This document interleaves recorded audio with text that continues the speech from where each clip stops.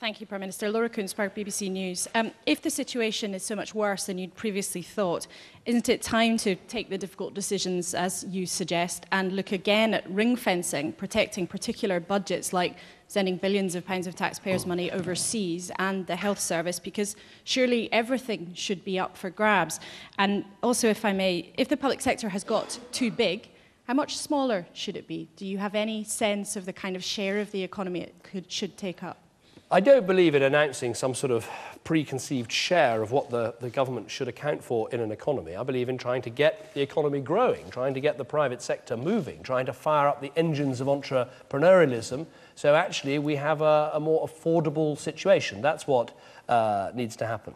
In terms of the areas that we've ring-fenced, I think there are good reasons for them, and part of them about what sort of country we want this to be.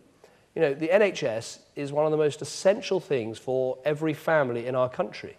And I think it sends a very positive message to say to people, yes, we are going to have to take difficult decisions. Yes, there are going to have to be public spending programmes that are going to have to be cut. Yes, there may be things that the government did in the past that it can't do in the future. But when it comes to the service that every family absolutely wants to be there and provide the best they possibly can for their families, we're going to protect that. So as we take these difficult decisions, a well-funded NHS, because health's the most important thing in your life, will be there for you. On the issue of overseas aid, again, I would say there is a very good moral argument. Britain has built a place in the world about sticking to our word on our aid commitments.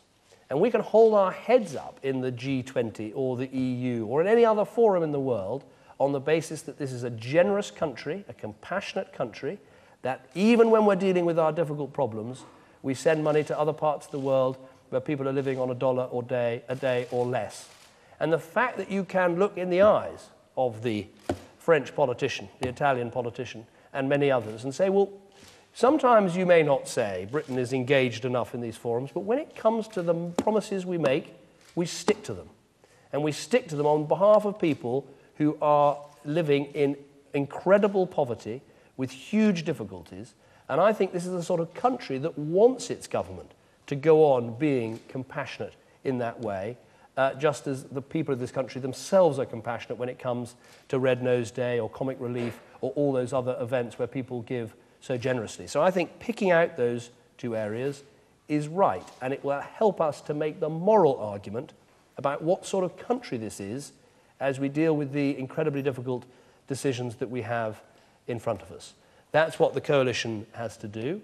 It is going to be a very, very difficult task, but I believe it's a task that actually helped to bring us together in this common endeavour of making sure that at the end of this 5-year period, at the end of a budget and a spending round that will be difficult, that actually people say, we sorted out our problems, we paid down our debts, we found our way in the world again, we started to grow again, we started to get an economy that was about jobs and living standards and the things that we want.